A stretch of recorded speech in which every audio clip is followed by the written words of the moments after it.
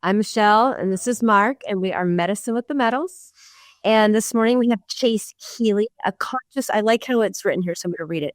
A conscious living guide and the host of the Chasing Healing podcast. You do all kinds of cool stuff. I want to get into the microdosing and movement and somatic body and all the wonderful things that you do. Let's start with you introducing yourself.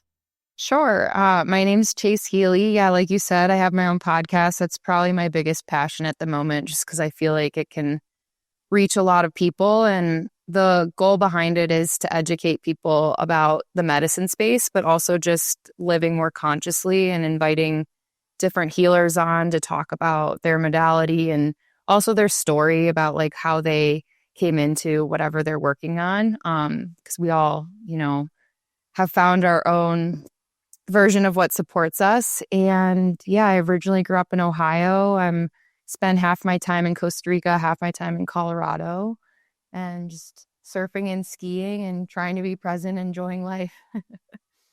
I love it. It's like we're sort of living the same life as far as Colorado and Denver and all the things that we do. It's a beautiful place. You're in a different part of Costa Rica, but I love that you're doing both. Yeah. Costa Rica is really special. I find that I'm more present there. It's just a slower pace of life, and I find community there, which I know exists in America, but it's just different. I feel like held and supported by the locals, and like we're building something together. Whereas when I'm in America, obviously I'm American and I still live here part of the year, but it feels like we're disconnected in the sense that I don't live in a small town where I'm walking outside to go get my groceries. Whereas there, you go to the grocery store and you can't avoid not running into 5 or 6 people, which is a beautiful thing, I think. Can we stay on that subject for a minute? Because I find it very interesting. We've made that move too from the States to Costa Rica. And, for the first few months, we've been coming down here for the last 3 years, but for the first few months, I'm going to tell you, when we moved here, my nervous system was a wreck. I could not adjust to this calmness, even though as much plant medicine as I did, what I've been through and what I've done, to adjust to that, the lifestyle was really difficult for me. But then I went back to the States after about 2 months here, and I said, oh my God, I can't adjust to this. So I came back and I was like, wow, how much Yeah, it would really, so I think we talk all about slowing down, and I think that's where we really need to focus on, because most of our traumas and most of what we deal with is our nervous system. And when we slow that down, we understand it, it becomes manageable. So it's really cool how I've made that adjustment. And, I feared that adjustment, but, it's been the most gratifying thing I've done, actually. One of my missions is to bring that sense to my friend groups and my communities in America. But I have to be honest, it's a really big struggle to get people to even take 2 minutes out of their day to slow down before they take a microdose. And I'm not immune to it either. Like I find myself hopping right back into the grooves, similar to what happens when you microdose and, you create new neural pathways. If you don't integrate those and work with it, it's not a pharmaceutical when I'm talking about microdosing, where people think that it's going to just fix all their problems.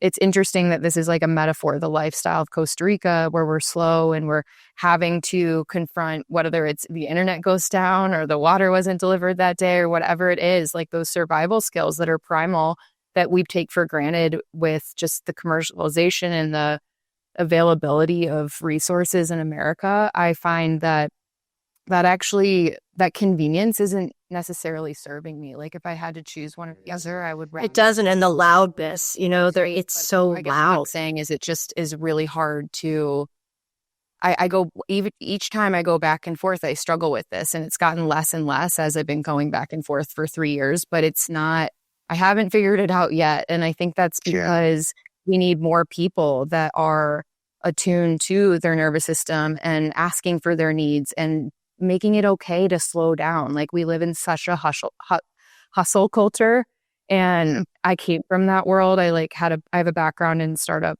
startups, entrepreneurship, building businesses. I had my own business that was taken from me during the pandemic, and I just was running ragged, like making myself sick. And that was okay and supported. And when I was raising money, even, it was told like, you can't take breaks. And now it's actually more rewiring my system to accept stillness. It's pretty powerful and it's pretty cool. And, the biggest thing I've noticed besides the nervous system is the food differential. The food is just like the food in America. If people really knew what they ate, I mean, the chicken is not a chicken. I mean, the pollo is not a pollo. It's just not. I mean, look at the chicken in Costa Rica. Look at it's just so, I mean, look at a banana or look at an asparagus or look at anything. It's just, we're doing something very wrong in the States, and it's becoming a poison, actually. I think it already is a poison. I mean, I just did an episode on my podcast about the person that I interviewed, we're both really passionate about water and just the water that's coming out of our sinks and what it has in it.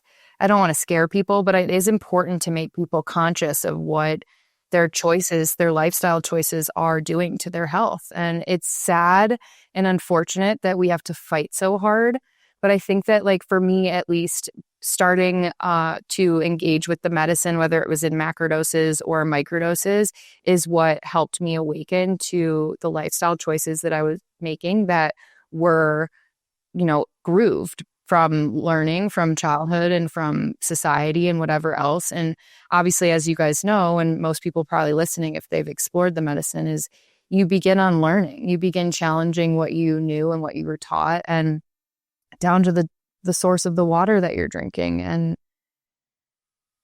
I get my water from a spring in Colorado. I go fill it up, and that's what I drink. And I feel safer that way. And I wish it didn't have to be that. But, if anything, it helps me tune into nature more. And it's not, the life force isn't taken out of the pipes underground and put it into our sink and whatever else it's blended with. So that's just one example. But yeah, I feel the same way about food as well. Well, I don't think we're scaring people, actually. I think we're telling people the truth. Because let me ask you something. Why does America's society or the Western world in general have prevented almost the last 20 years, preventing us from going out in the sun? I mean, the sun is our life. I mean, they promote sunscreen, they promote this, and they promote stay in your home. The sun is where we get our most, we're just speaking the truth, very simple daily things. This morning, go sit outside for 10 minutes and tell me how much better you feel. Mm-hmm. We're not meant to be away from the sun. We're just not meant to be. I feel the same way. I feel very strongly about the sun. I think light is probably even tops water in terms of what I'm passionate about. And yeah, of course, like, the Andrew Huberman's made it more popular about regulating your circadian rhythm and getting outside. There's more education and science available now, especially on social media, which I think is important. But it's going even further as to not demonizing the sun as being this poisonous source. If you think about it, it's like the one thing that's been around forever that tribes and culture and everyone has, almost, what's the word? Like, they've appreciated and made rituals around, and just, I think the sun is probably the most important source that we have. It's God-given, and it's, like you said, every time you go out in the sun, you feel better. And we've been trained to fear it. And I think that that's probably the number one thing, even before water, that people need to reconsider. And truthfully, I've lost friendships over this concept of people that were trained in the medical system as nurses or something. And we have different views on sunscreen and skin cancer and certain things like that. And it's sad because I respect other people's opinion, but if you really think about the science of it, why would this thing that provides life be told that it's harmful to us? I agree. When my children were growing up, before I entered started down this path, which was just 7 years ago. So when my kids were growing up, I'd lather them, and when they were babies, in sunscreen. And then I really stopped. I was like, I raised them in a pretty outdoor, the mountains of Jackson Hole. And I thought, this has got to be a farce. Like, look at all these moms, like just slathering their kids in sunscreen. And then I just stopped. And, we just never used sunscreen in my family. But now I see how you can lose friendships over something like that. It becomes a serious issue. And people who have medical training will say, no, you're wrong. It causes cancer. And I'll say, maybe it's the sunscreen that causes the cancer. And then we get into a whole thing. Yep. I've been there too. And I've also learned to not wear sunglasses because our skin and eyes absorb light like plants. And when I stopped wearing sunglasses, it took some time. Obviously, like I have a slightly paler skin, but I live at the equator half the year and I don't wear sunscreen or sunglasses unless the caveat there is like, if I'm out surfing for hours and hours and hours, I'm going to get burnt. I'm in the ocean. It's reflective. Like there's no avoiding that. But there's zinc. There's other things you can use to protect yourself. But when I stopped wearing sunglasses, I stopped getting burnt. My eyes adjusted. My sleep got better. I wasn't protecting my eyes from the sunlight. Therefore, they were adjusting naturally to what was going on around me. Well, that's an excellent point that I now need to try. Well, another thing we're really passionate about us in this space, besides all psychedelics, is psilocybin. And microdosing, macrodosing. Microdosing is becoming like a mainframe in society now. People are really, getting rid of the stigma around the psilocybin. They're seeing their friends, and it's really coming to become something of a thing. And we really, truly believe in psilocybin a lot. But there are some protocols. What are yours? So I will say that I'm very passionate about microdosing. I want to preface with, when I found microdosing, I wanted it to be the end all be all. Like I wanted it to fix me. I thought it would be the thing. And because I put that pressure and energy around it, I don't know that there's a wrong way to do it, but I don't think I was coming into it with the grounding that I needed to get out of that, which I think now looking back is a beautiful part of my story, because when I help people and support them by answering questions about their experience, it's something I can carry with me, because it's often the case, because we're trained to take a pill, in pharmaceuticals, American healthcare system, you take a pill and it numbs you, or maybe it fixes you. But with microdosing, as you guys probably know, you have to work with the medicine. You have to integrate, you have to take time. You don't take it every day. And so initially I was taking the microdoses in pairing with my cycle, because I struggle with something called PMDD. It essentially means that you have exacerbated PMS symptoms, and it's not as simple as it sounds. It's actually very dramatic, like the swing of depression and anxiety and sometimes suicidal ideation. And so I was told for a really long time that I needed to go on an antidepressant during that time, but I knew that didn't feel right to me in my soul, and I was just like, this isn't something that works for me. And so I was trying to find an alternative. And so I was taking my microdoses during that phase of my cycle, and it was supportive. But because that phase of my cycle is already really challenging, what happens initially when you start microdosing is it brings up all the feelings that are hidden underneath, which, is just from dysregulation. And for me, in my experience, I'm pretty emotional and highly sensitive. And so it almost like overtook me. It wasn't as supportive and light as I needed it to be. And so I realized that wasn't the way that I needed it. It needed to be more on a protocol. Like, for example, 4 days on, 3 days off. Some people do 2 days on, 1 day off. I was kind of using it flippantly. And I find that the way that I advocate for people and advise them is I think it's wise to be on that type of protocol. I mean, it's obviously there still needs to be a lot of science discovered, but the people that studied those and came up with those are for a reason. And those days off are actually just as vital as the days that you take them, because it gives your system time to process what happened and what's bringing up for you.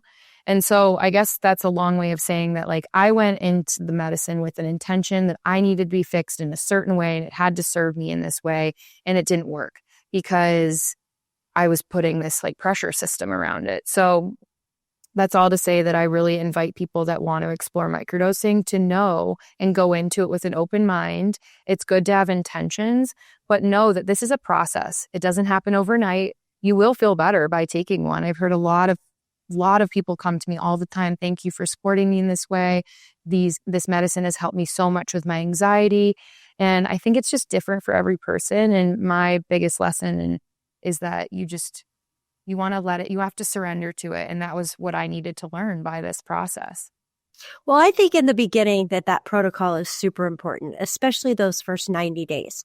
And I tell people that I work with all the time, I tell them that, it is going to become intuitive as far as what your schedule is, right? So it's important, I say, to be on that protocol for, that first 90 days or for however long, whether it's, Paul Stamets or Dr. Fadiman's, whichever one it is, get on one of them or find one of your own. But eventually it is going to become intuitive as far as, this works better for me, 4 days on, 3 days off. That's what I've found. That's what works best for me.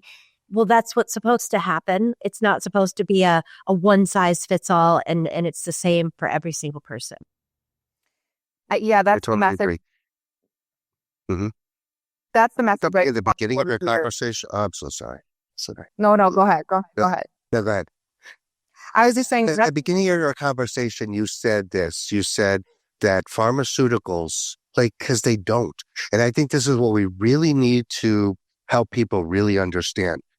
Pharmaceutical industry has never, in their whole entire existence, has never cured anything. They've never, and this is fact, they have never cured not one thing. And that's not their purpose. Their purpose is to cover up. And this process is not for everybody. And what the Western world medicine has taught us is that you take a pill and this is one size fits all for everybody. But we're all different. We're all different DNA. We're all different genetics. We're all different this. We all come from different traumas and different healings.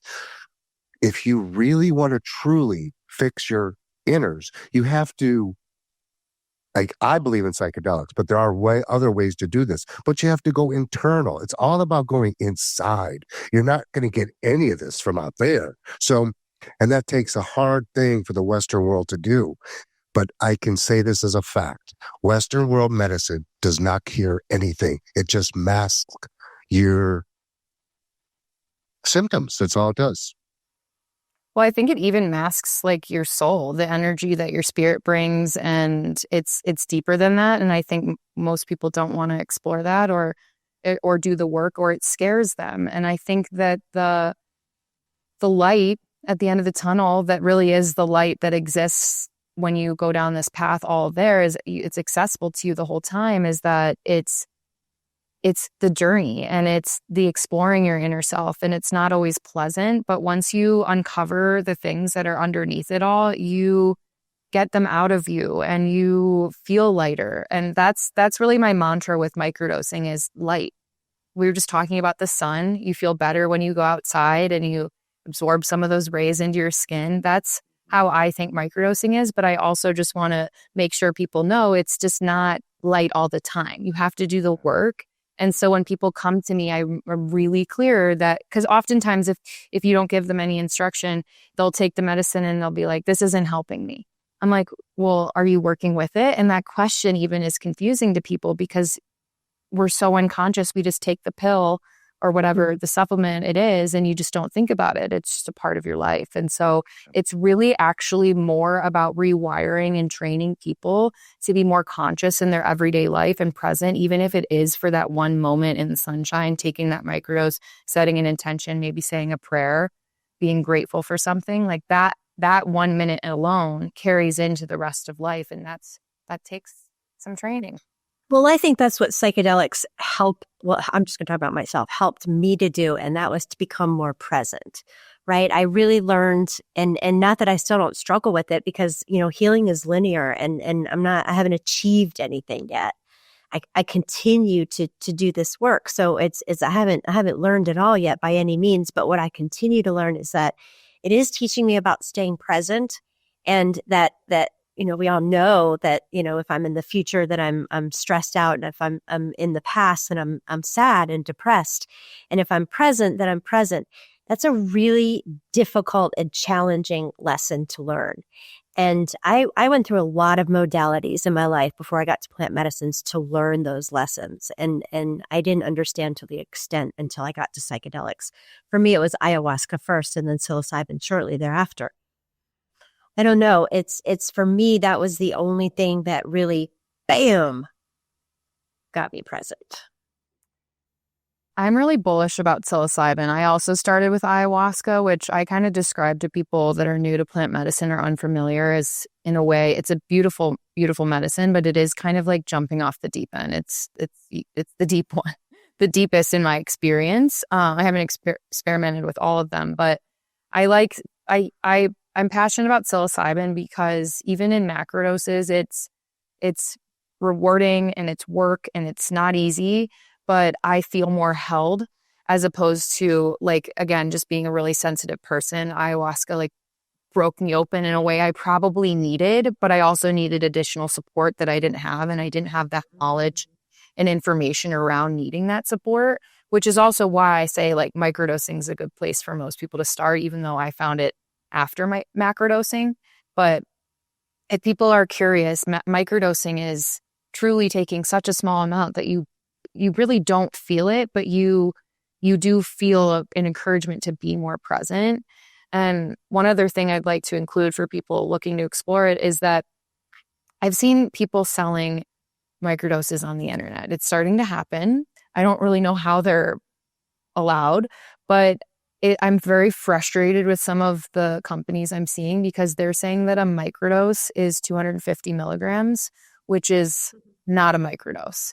And so essentially at that point, you're inviting, coffee, alcohol, smoking, all this stuff wrecks your adrenals. Even though this medicine is nourishing and beautiful, especially when you couple it with functional mushrooms, it also does take a toll on your adrenals. So if you're taking that amount every day and you're feeling great, well, you're taking an amount that you do start to feel the tripping effects. And so when I tell people to start with 75 milligrams, if you need to go up to 150, that's fine. That's still considered a microdose.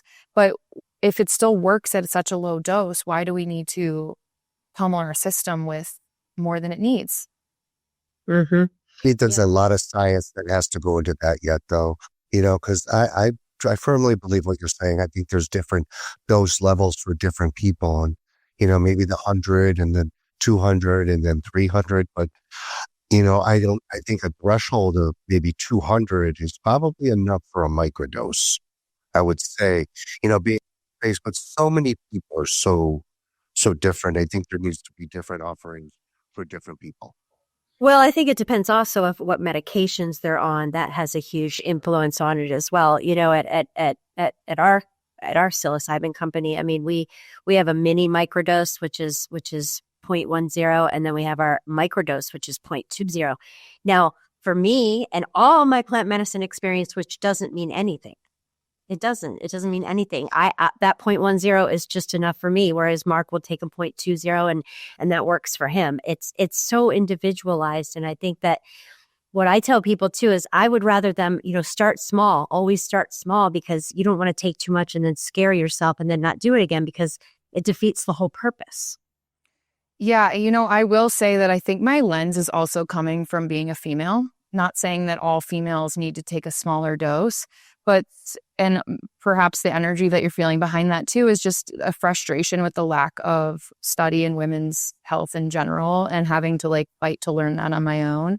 And I agree with you, Mark, it depends on the person. And even when people ask me about recreational doses and or come to me and say they didn't feel the way that their friends felt or something like that, it depends on so many factors. And to your point, yes, I need more science, but it's that's true of anything in life. How much did you eat that day? How much did you sleep? How much stress are you undergoing? Are you present? There's just so many life factors, back to the point where we can't just assume that the sun is the thing causing cancer. There's just so much, right? So that's the important point. You have to do what's best for you. So many people are coming to this medicine to get off like their SSRIs. So that's where we really have to, one thing we can definitely tell people is psilocybin is not going to kill you. Okay. And no matter what doses, there's never been a clinical death on psilocybin. So you might just have a really bad experience, but you're never going to die. That might be a really helpful experience. But, it's just for studies and so much. I mean, we've destroyed 50 years where we could have really done a lot of studies. We could have done a lot in these last 50 years, and we've really destroyed that, because we put this stupid negative influence on a plant, and like I can tell you 2 plants that have never killed anybody: cannabis and psilocybin. And you know what? Those are the 2 plants that really can help you so many ways, but we don't understand them because now what the government's done with cannabis is now they elevate these levels to 32 or 36. It's great if you want to really get high, but that's not the purpose. For cannabis, for most people. Yeah, I think that the lesson here is that the medicine is being used improperly across the board. Like not everyone, but even, I'm not a cannabis user. It's not something that ever served me, but I know that when it's used properly, like the way it's been, even tobacco has been used in indigenous cultures and stuff like that. It needs to be used with reverence and with respect. And where's your source? Where are you getting it from? Where's the energy you're bringing to it? And that's true of microdosing. It's true of macrodosing. It's true of all plant medicines. And that fact alone, I think, is just something that people don't take often into their daily life with anything that they do. And so it's just, I'm in Colorado. You go to the dispensary, you buy some product. You don't know what it was grown with or what chemicals are in there, and people don't ask those questions. So it could be psilocybin, it could be cannabis, it could be your milk. Like that's, I think, the premise of what I'm trying to help invite people is look at your life more consciously. Like how can you invite more presence and more unlearning and more challenge and more stillness to what you do every day? Yeah, going back to tobacco, one thing, I was like, do you want the healing properties that are in tobacco, really natural tobacco? It's been used in indigenous societies forever. They're telling us that tobacco can actually cure cancer. But what we done is we took tobacco and then we mixed all these different ingredients in it and said, let's smoke cigarettes. It's crazy. And it'll kill you. I'm nervous that that's going to happen when these legal measures start happening in the States with microdosing again, because people are conditioned to just consume based on branding or whatever it is. And I see it kind of already happening, even though it's still not legal to sell it. It's just stick a pretty brand on it and some email marketing. And to me, I think my whole life is more about going back to the source. Like I buy my vegetables at the farmer's market. If I can, I take them from my cousins who grow them in the mountains, and I think just that's something that I learned from living in Costa Rica is the importance of quality and sourcing and just knowing more about what you're putting into your body. Yeah, I completely agree with you, especially after living here. We're going back for our first trek to the United States over Thanksgiving, and I'm like, holy cow, it's going to be a big one. But let's talk for a minute about integration, because I know you help with integration as well. And the whole reason that Mark and I started the plant medicine path, which was our first endeavor, now we've come full circle back to it, but is integration. Information, education, integration of plant medicines and their therapies and all the modalities that go under that. Integration is just, becoming whole, putting the pieces back together. I believe, Mark believes, it sounds like you believe, it is the most important part of any journey, whether it's a plant medicine journey, whether it's your life journey, whatever it is, it's the most important part is the integration. So tell everybody what is your definition of integration and why is it so important? I think that integration is really living.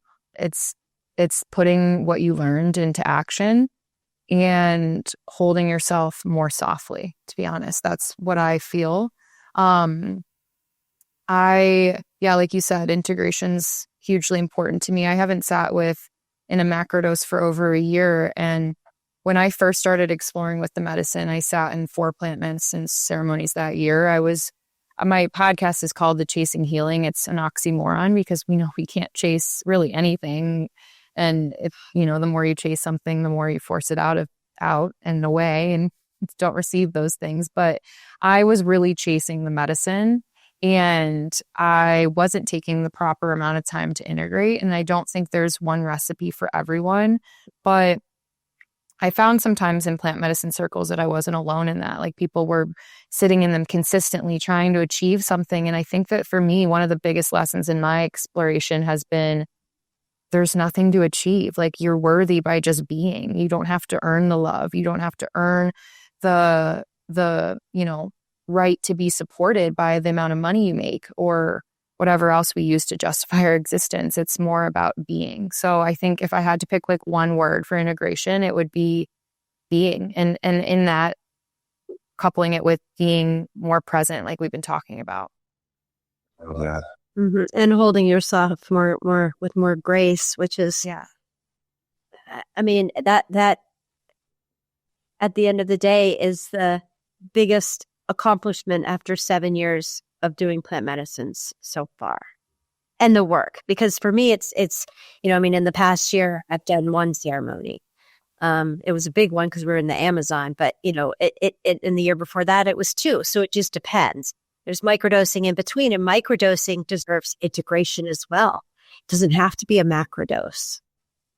Yeah, absolutely. That's a very important part of it as well. Yeah. Sure.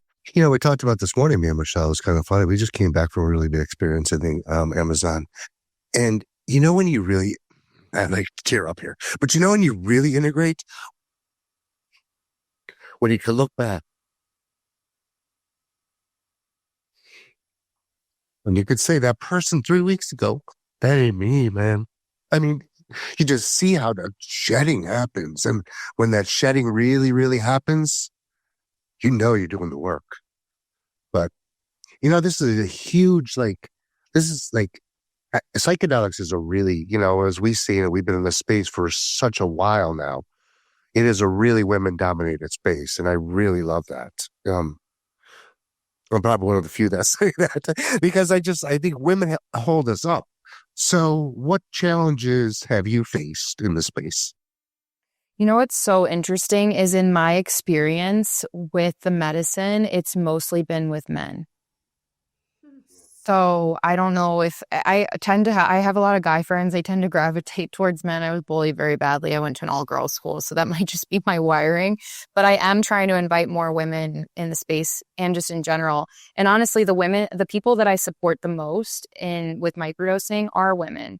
So that's just like something I'm working on myself. But I'm partnered with a ranch in Colorado where we do macrodose ceremonies, and we do them for everyone with psilocybin. But the founder's a former professional athlete, and he's really passionate about supporting those people, and then also veterans.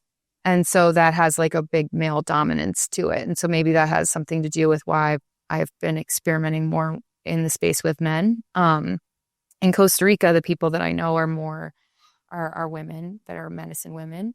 I can't remember what you asked me. Sorry. What are your challenges as a woman in this space? Wow, that's a loaded question. Well, I think I kind of just alluded to the fact that I struggle to feel safe around women in general. And so for me, it's more individual in that sense. But the more I'm allow myself to be here and be supported, because when I'm helping someone, I'm being supported too, and that's serving me. So I think just allowing myself to be more open to supporting women, and that I won't be necessarily hurt by them, just bringing in my past pain. But I think there's so many there's so many struggles with being in this space in general, women or man. And I think that one of my biggest fears with it is just how it's being commercialized. And of course, there's a colonialization of it happening and stuff like that that isn't necessarily preventable. We can be more cognizant of how we're inviting it. I'm not someone that says, oh, because this medicine wasn't found here, we don't deserve it. That's not what I believe. But I think that it's going to be really interesting to see how it's brought into people's purview and how it's being brought into being available to be offered more widely. And so that's why I'm trying to get ahead of it and give people both sides of the story. Obviously, I'm a huge plant medicine advocate, but even in the time since we've been recording, I've been honest and open about some of the things that I've struggled with it. Or, I'm not just like a big ad for microdosing. I'm like, look, I started off doing it not the way that I think I would do it now. And that's part of the process. I mean, we've all sat in these ceremonies. You go in with like, I need this, I'm going to address this trauma. And then of course the 8 other things come up and you don't even touch that one. So there's a lot of challenges, but I think that I'm grateful that it hasn't been widely commercialized as quickly as it has been with cannabis. I think we have a long road to go. And I think the longer that road takes, the more people will have time to appreciate, the more time they'll have to appreciate understanding the presence that needs to be brought with it instead of just going to the grocery store and buying whatever it is they're buying. Like there needs to be more education around it. Absolutely. But how do we do that? Because I actually see the underground is doing so much more better work than the above ground. And I agree. I mean, I don't know I agree with you, but I don't think legalization is the answer. I think, I don't know what it is because I already see these companies like MindMed and all these ones on the stock exchange. They're all gathering in here. They're all doing their thing. And what this is going to be is it's just going to turn into another SSRI. It's not going to turn. We need to really. I think the underground needs to do something. There needs to be like an ethical source of something underground because we know we've been there and we understand it. So how do we get these forces above to do this? I don't even know. It's the hardest road to walk right now. I agree with you. And it's actually, so I used to be so overwhelmed by that concept that I wore it and it wasn't serving me. And it actually dimmed my light and took me away from the work I was doing. And so my focus has been more on being an example, like living more consciously, walking the walk and showing people what that looks like, not just with plant medicine, but with, we were talking about water, sun, food, all those things, movement, breath work, where I live, who I choose to surround myself with, my belief systems, things like that. And not putting them out in a way of like, you need to believe this in order to, be worthy or whatever. You need to believe what I believe. Not that at all. I think it's taken me so much on learning and solo traveling and exploring my spirit and sitting with medicine and losing friendships and integrating and all those things to get to where I am. And it's still, honestly, when you ask about challenges in the space, it's actually just a challenge to be, because I feel like, especially in America, I have to and sometimes even in Costa Rica, but I have to fight or I have had to fight in the past to feel like I feel like a one-off. I feel just like it's strange that I'm living my lifestyle this way or things like that. And instead of wearing that energy and the judgment, I am true to my core and I'm just operating in line with spirit and knowing that that's right and inviting other people to do that with me. And that word inviting, like that's the whole thing. It's an invitation. And I want people to know that they have access to it. And if they explore and it's not for them, then that's fine too. But I think it's being it's a less aggressive approach and something that feels more right to me is just inviting people to explore with me rather. Yeah. 'Cause, plant medicine and psychedelics is not for everybody. It takes really a lot of work. And people say, well, work, what do you mean? You're just tripping out. That's where we have to really educate people, because it might be 4 or 5 hours of an experience, but that experience can do so much for so many in such a short time. I hear in the beginning, 10 years of therapy, that could be the case in some instances. If you go to ayahuasca, like you said earlier, it just breaks you wide open. Like that medicine breaks you wide open. So, but if you don't do anything with that, you're just going to close right back up. So that's the education. That's the information. That's what we got to spread out. We know these medicines won't really kill you in any way, shape, or form. Iboga is a different medicine, and Iboga is one I could talk about forever because I think it's very special, and we need to really, really look at that medicine because it's really healing a lot of people. But there's a very dangerous aspect of Iboga, and that's the heart. But for all the other ones, the only danger to them is what we introduce in the Western world society. So if that makes any sense, you make your own decision after that. I agree. I agree with you. Michelle, did you have something you wanted to say? No, I think I might have lost. Did I get you guys back? Yeah, you're back. Perfect. No, I'm good. I was trying to just make sure that you heard me. I think that another important aspect that I've heard you touch on many times, and you guys were just talking about, is also, finding an ethical source. That is super important of your medicine, and finding the support before and after and during, of course, whether that's a microdose or a macrodose. And really doing your own education. It's not like going to the doctor and they give you a pill and you just trust it. It shouldn't be. You should be doing your own research and educating and see where your medicine is coming from and research those people or research that company. You've got to put the work behind it as well.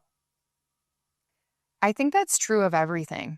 And that's what the medicine has taught me. And it's once you get under the covers and you start seeing that something says it's organic or it's all cotton or something, and you realize what you start looking at the company's values or seeing, I saw a video recently that they made it legal to spray chemical on organic products and sprouts or something like that. And you just can't trust anything anymore. And I think that even with my parents, I've opened them up to using red lights at night and changing the water filter and things like that. And it took a while to get there because they grew up with, 3 news channels and understanding that they were trusting of the government. And it's just, even to your point, Michelle, like when you go to the doctor, what's the energy that you feel when you're in that office? Do you feel like you're being held?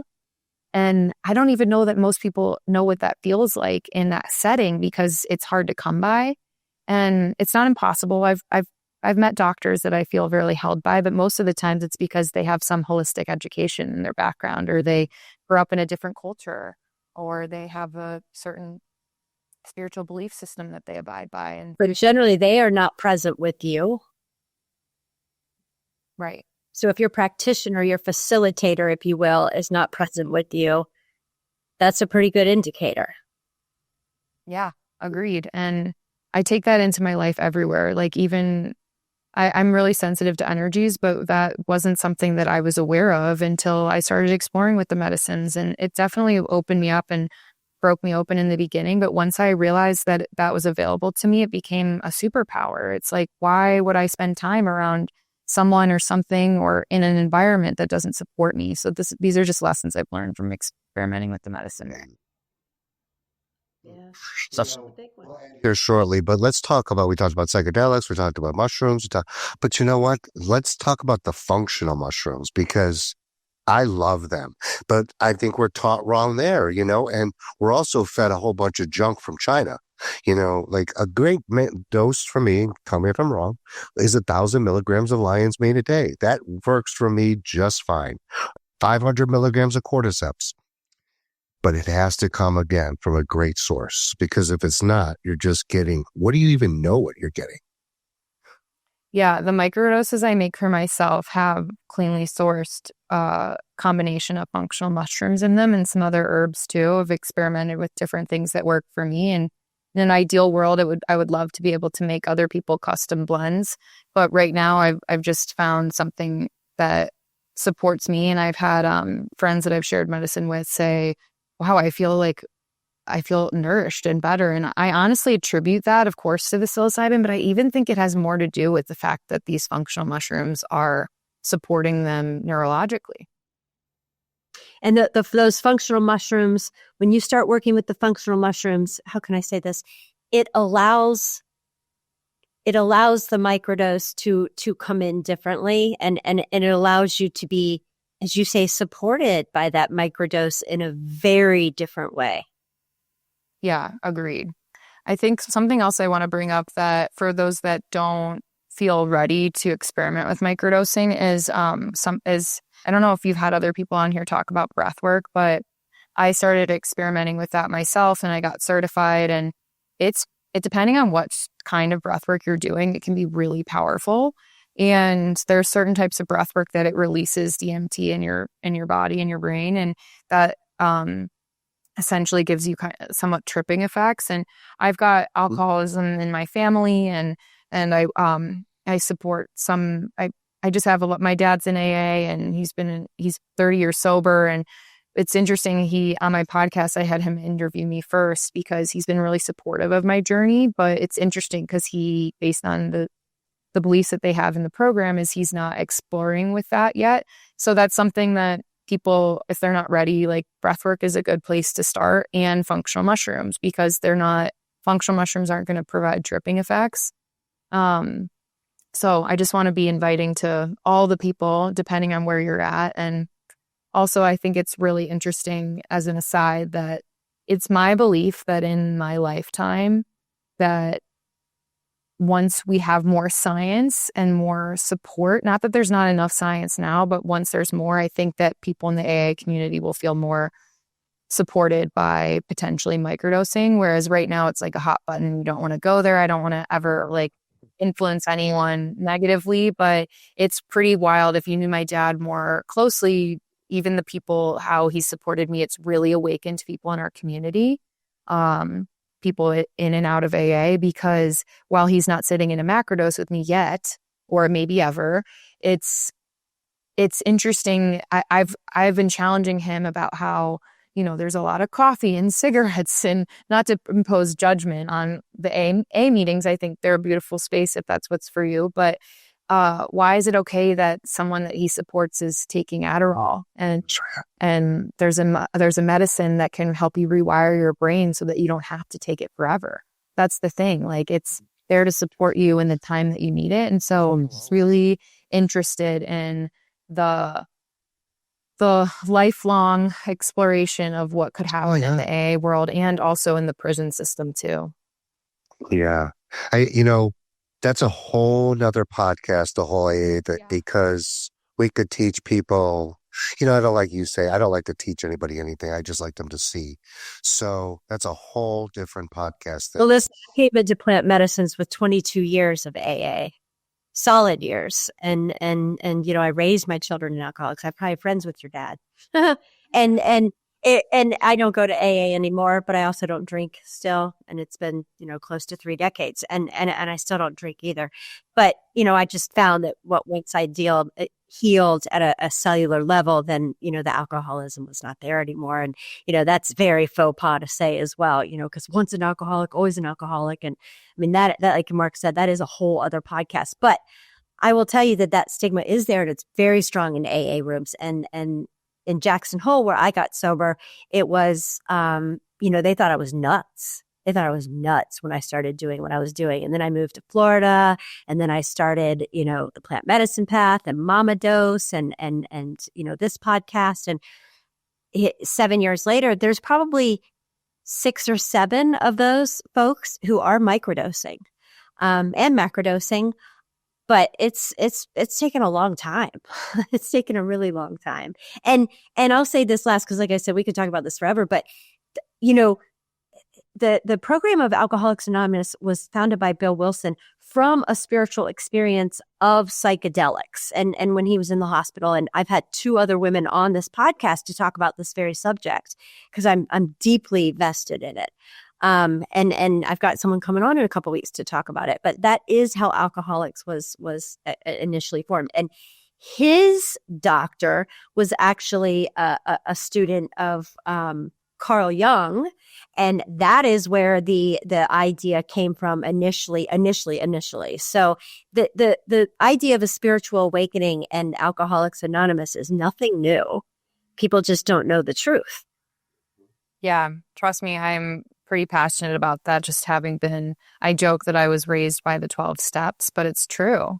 And so I've been really present with that world as a side person. You know, I'm not in the program myself, but I've been exposed to it. And I, honest to God, think that if I had to guess, and I don't need to put like, you know, what's it called? Like, I don't need to put walls on labels. But yeah, like walls on the future. But I do believe that I have a calling to support that space in some days. But I think we have some more time on the science and other things first.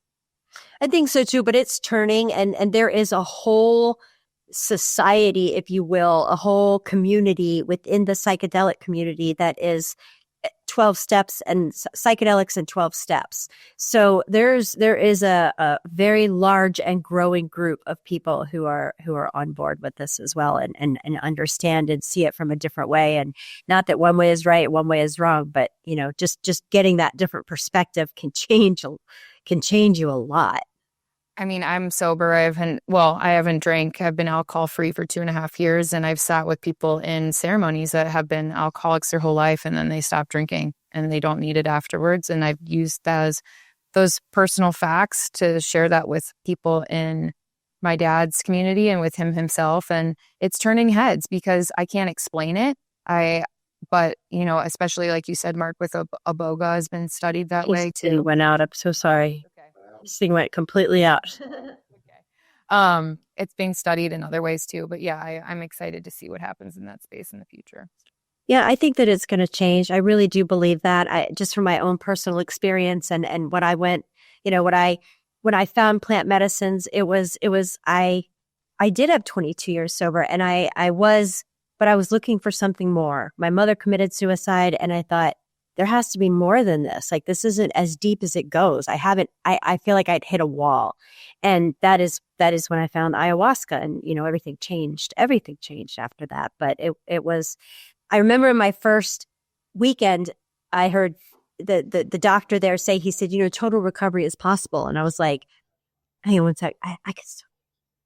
I was like, well, that's bullshit. You know, I mean, how many times have I told my life that total recovery is not possible? Total recovery is possible. And just know there's nothing wrong with you. Like, to start, we've been trained in society. You're an alcoholic. You have ADHD. You have whatever it is. And label. Right. And I think that those are all just essential spiritual sicknesses that we haven't connected with our spirit in the way that we're being called to. And everyone has a different manifestation of that. And so I think that the beautiful thing about this medicine, if people hear nothing else, is that it serves so many purposes and it helps so many people. The list just goes on and on. Chronic pain, anxiety, depression, creativity. It serves so many different purposes. And so that's why it's so exciting to me, is that it's not just one fix. It's not a fix. It's inviting you to explore your depths and bringing to acceptance that you're not broken. Yeah, I completely agree with you. Well, this has been a great conversation. I really appreciate your patience with our craziness and what's going on in our studio today. But he'll be able to edit all of that, and we'll get it looking nice and fresh and pretty. But this has been a great conversation, Chase. Thank you so much for joining us. Thank you, Michelle and Mark. I appreciate it. Okay, Chase, before we end, why don't you let everybody know where we can find you? Yes, great. Thank you. I think the best way, if people want to talk to me about anything psychedelic education, microdosing specifically, get access to macrodosing ceremonies, they can email me. It's chaserheels@proton.me, ChaserHeals at proton.me. And then I'm also on Instagram, Chaser Heals. It's my website. And then, yeah, I'd like to turn people on to my podcast. It's the Chasing Healing podcast.